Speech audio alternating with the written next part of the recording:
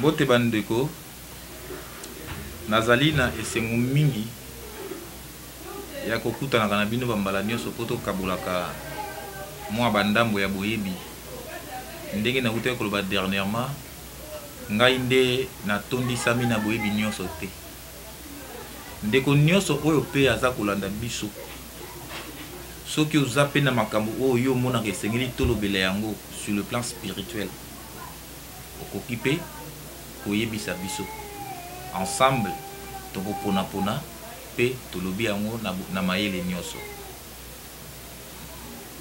Lelo nakolobela nini? Lelo nazolobela invocation.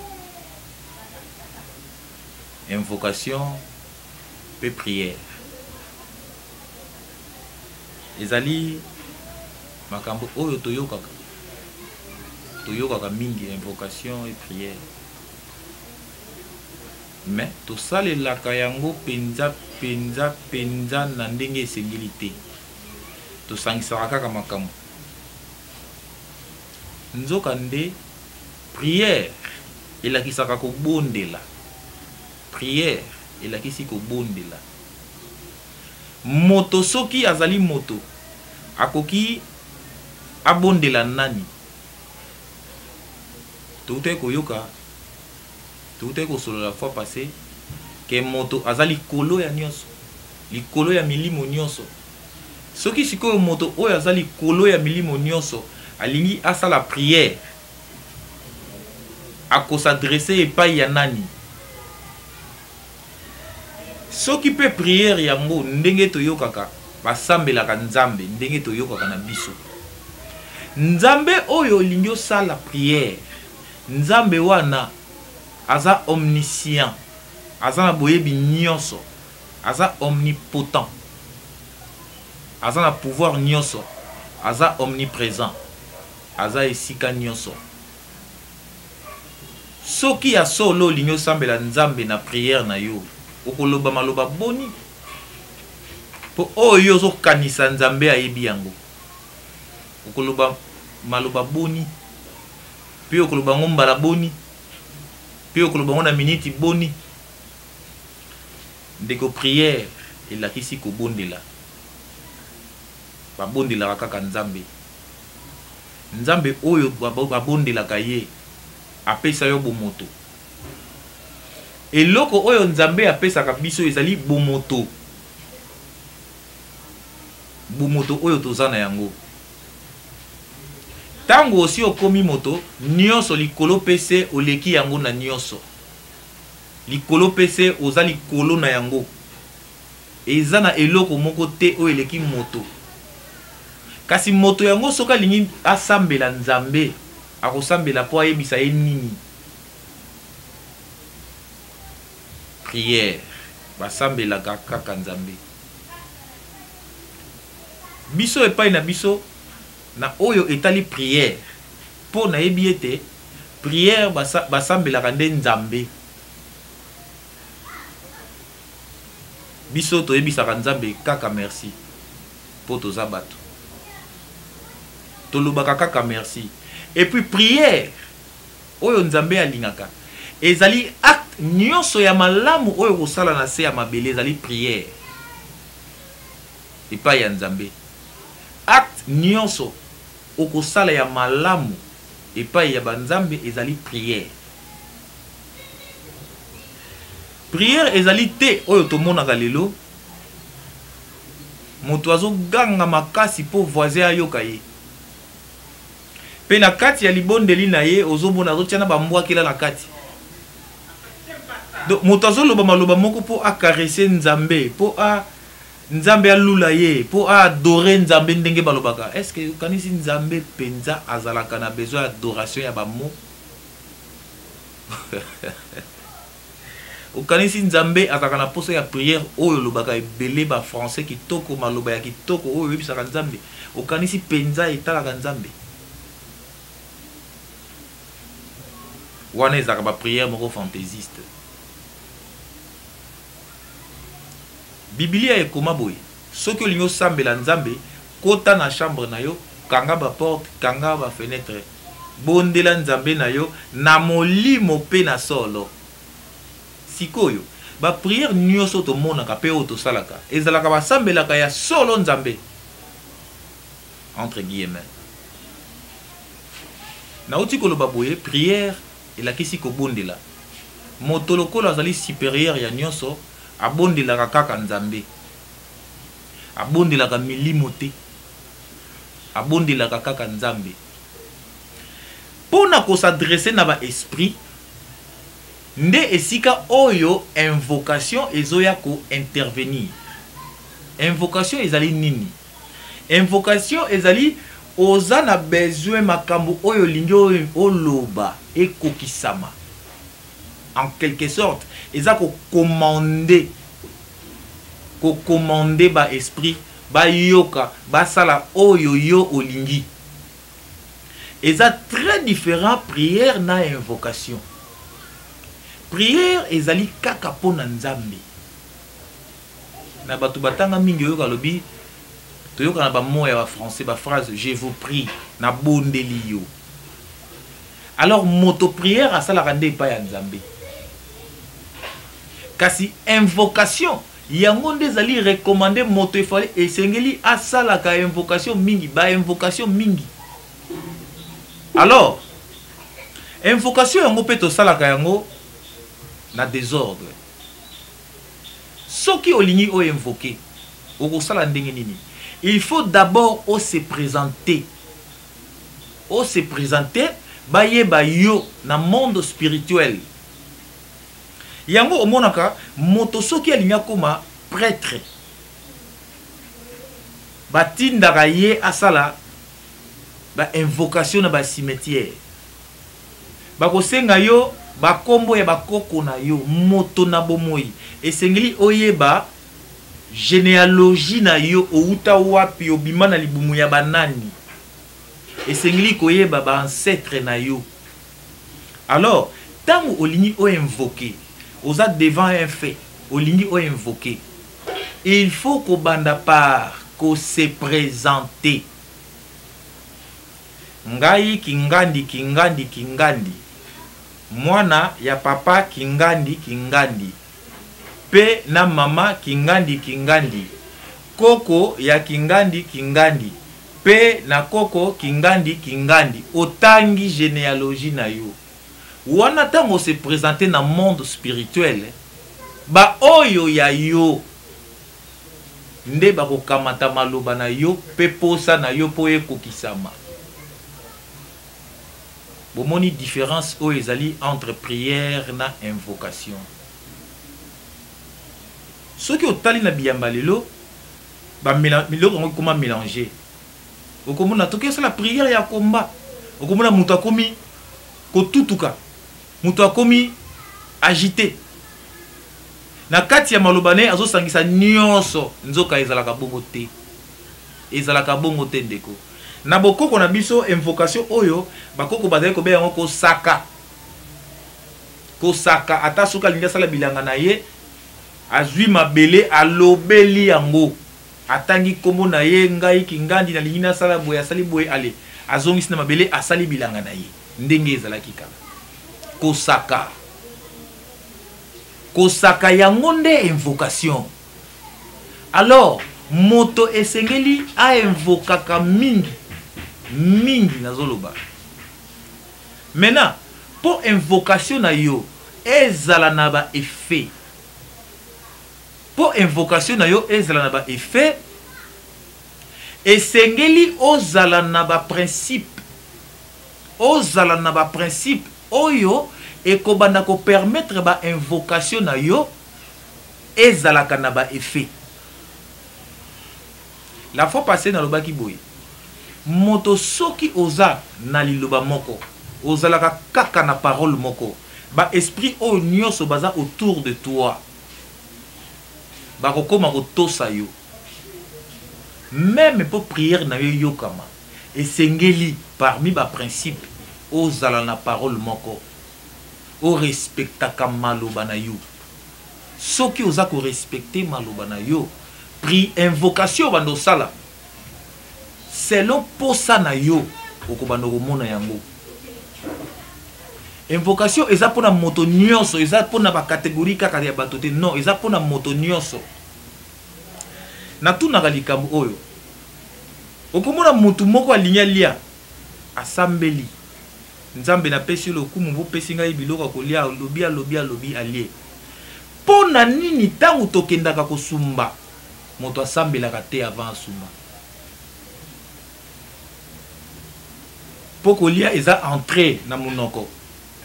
Kobima eza sorti na niveau ya niche. Pona nini pete kokumisaka nzambe soki olingi okende kosumba. Kaka kokumisa nzambe ya lokuta soki olingi kolia. Bandeko to lamuka moi mayele ezonga biso. Quand est-ce que basalaka prière? Quand est-ce que basalaka invocation? Nyoso wana esengeli to kabola yango. Lokola kutu calendrier oyo tosalelaka eza calendrier ya lokuta na ba temps oyo tosalelaka na ba montre eza pe ya lokuta.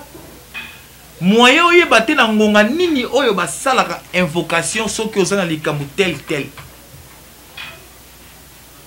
Nzoka invocation eza na ba principe, eza na ba ndenge basalelaka yango. Moto esengeli ayeba na temps nini ba invokaka. Et puis ba invokaka pourquoi? Tosalaka makambo lokola bazoba te. Tosalaka makambo ndenge bakotisa biso ya bozoba te. Moto zo sangisa na kati ya maloba na ye na prière na invocation. Et en plus, invocation esengaka concentration makasi. Concentration eza nini? Eza kotia makanisi na likambo oyo olingi kosala.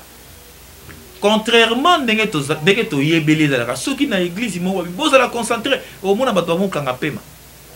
Bato mosala di. Non. Kozala concentré ezali kotia makanisi na makambo oyo olingi kosala. Neti invocation esengaka concentration makasi po olingi olobela milimo makambo oyo eza na motema na yo. Esengaka concentration makasi kotia makanisi na makambo oyo olingi koloba na invocation. Na lobi boye soki olingi ko invoquer eloko ya liboso il faut qu'on se présenter bandeko nanga à partir ya mokola lelo.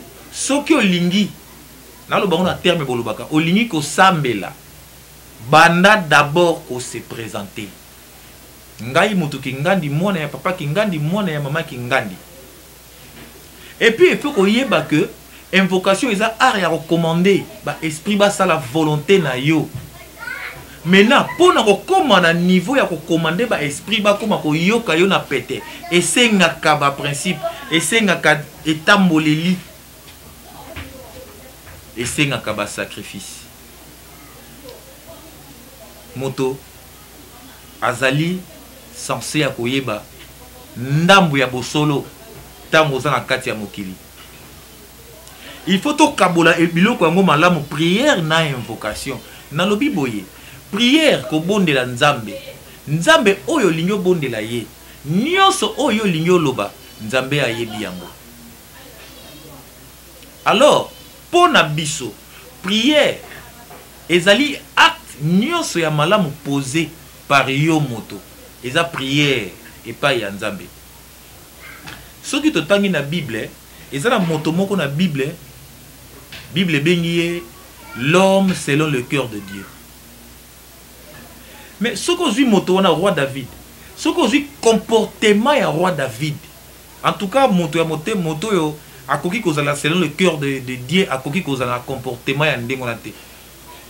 Tina ko boma mwasi ya moninga, tina ko boma mwasi ya soda na ye po azwa. Abomi soda na ye po récupérer mwasi na ye. Moto ya ndengo wana bakomi selon le cœur de Dieu. Po na nini ba bengi selon le cœur de Dieu? Ezate po azana ezali ya mabe non. Ezali po akokisi mission oyo banzambe batindaki ye. Différent na comportement na ye ya bomoto. Yango na zongi boye. Moto esengeli komiyeba très bien. Komiyeba très bien. Pe ko canaliser ba besoin na yo surtout ceux qui osent na temps ya invocation. Invocation yeba ete ndeko oza en face des esprits. Ceux qui posent la misu ya komona bango te. Mais oyo zoloba ba milimo ba yoka yo. Ba koko na yo ba yoka yo. Ba apporter yo secours. Ba apporter yo correction. Ba apporter yo nyonso oyo lingi. Ezali na invocation. Muto ko sayote ko invoquer ba mort eza péché. Lokuta monene. Lokuta monene. Il faut tous aller en contact permanent na ba ancêtre na biso. Na lobaka likambo yo. Ndenge ba yebisa biso to kata ba lien ya ba famille, eza abomination. To koki ko kata lien ya famille te. Omona ka soko koti religion nyonso kei. O ba adopter yo. Ba ko pesa yo kombo ya bakoko na bango. Soko koti Islam. Bako pesa yo kombo Isa, Muhammad, pour na nini? Pour komi na généalogie na bango ba adopter yo. Ndenge moko soko ke pa ba chrétien, o zopeka ba kombo to zaka nango ba Benjamin, ba Josué, pour ba kombo ya ba koko na bango. Pour invoquer, il faut ba benga yo na kombo ya ba koko oyo oke ko sa o komi adopté, o komi fils adoptif. Nzoka nde ndenge tozali bato, tozali libre ya ko appartenir na tribu songolo, na clan songolo. Yeba ke kombo oyo portaka, kombo oyo memaka, oza moto ya liboso memi yango te. Exemple kombo na kozwa exemple moko lokola Mambweni. Yeba ozali Mambweni ya liboso na clan na yo te, Mambweni ya liboso na pays na yo te. Tango okutani na likambo moko songolo, yeba ke likambo oyo okutani nango, bako bato baportaki kombo na yo liboso bazalaki deja. Soki obengi waza plus proche papa na yo, koko na yo, soki yako kite yako bengi la o bakoko na yo oyo yo yebite. Tina ya invocation. Invocation et permetaka biso tous la contact permanent na ba esprit, na ba ancêtre. Invocation, il faut qu'on canalise yango ndenge na uti koloba. Il faut qu'on yeba olingi oloba nini. Moto ya mayele asambelaka bisambela sambela te, asambelaka avec précis. Tina zolobela invocation. Nalobaki soki olingi o invoquer, il faut d'abord se présenter.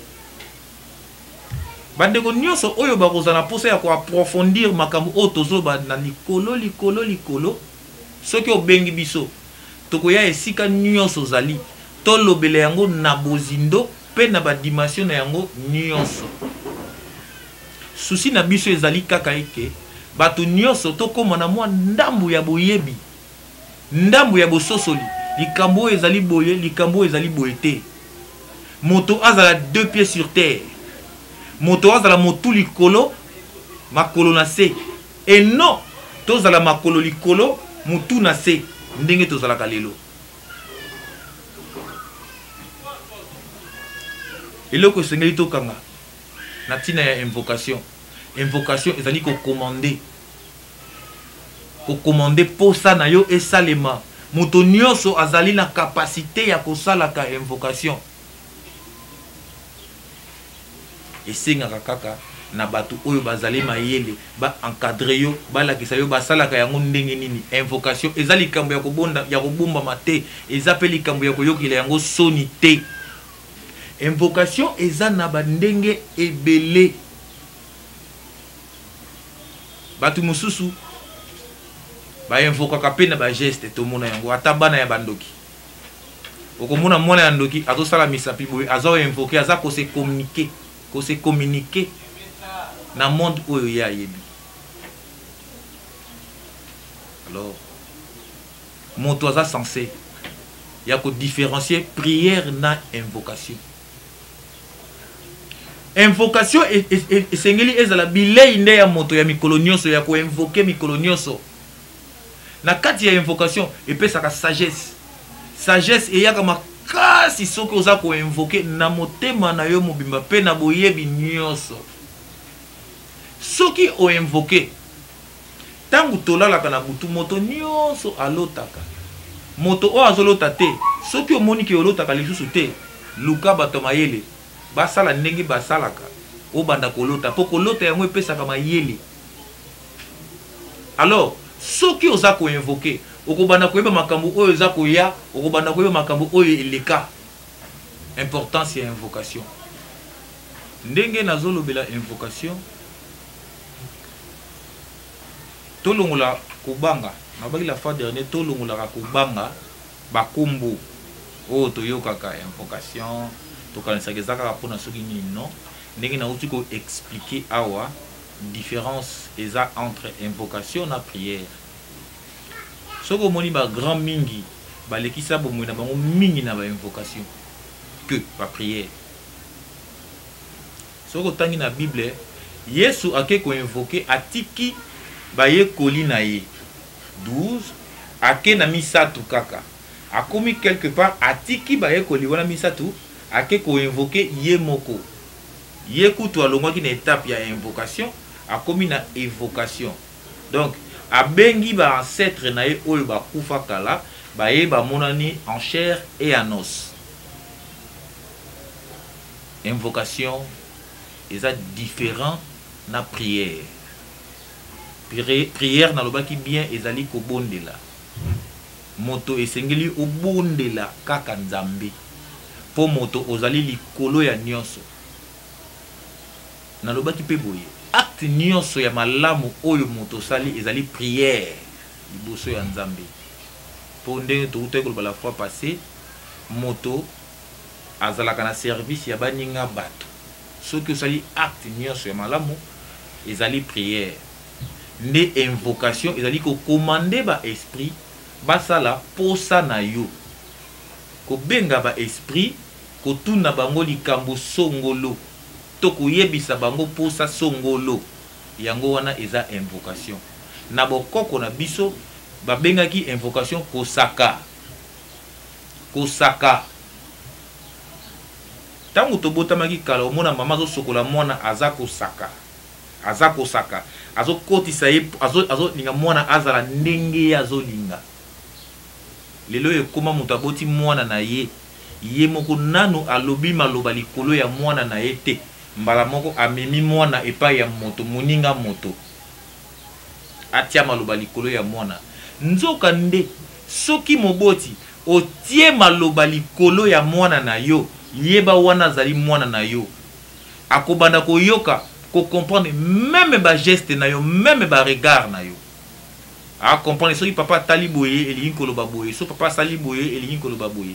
Lelo yo tokoma ozana mwana na yo, otie maloba te, osaki likolo ya mwana te. Oke komema ye pa ya moninga mosusu. Oyo oyebi état d'esprit na yete. Oyo mona yekaka apparence, pour apparence ekosaka kaka bato. Bato mosusu komona ye amitia maître songolo. Mais azana bilongi mibale.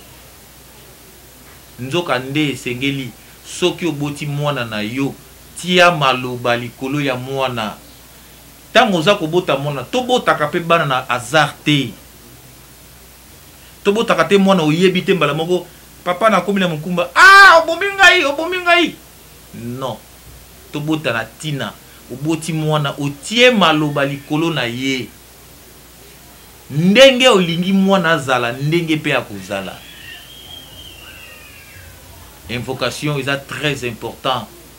Pe na lobaki pour invocation na yo ezala na ba effet, ezali na ba principe à suivre. Eza na ba principe, eza na ba lolenge o esengeli mutu azala. Pour invocation na yo milimo ba yo kaka yo, ba koko ba yo kaka yo. Nagina lo baboy. Ndenge obotami ti okoli. Batu o basimbaka yo na bomwana tambola oli ya soso. Oyebi bango te.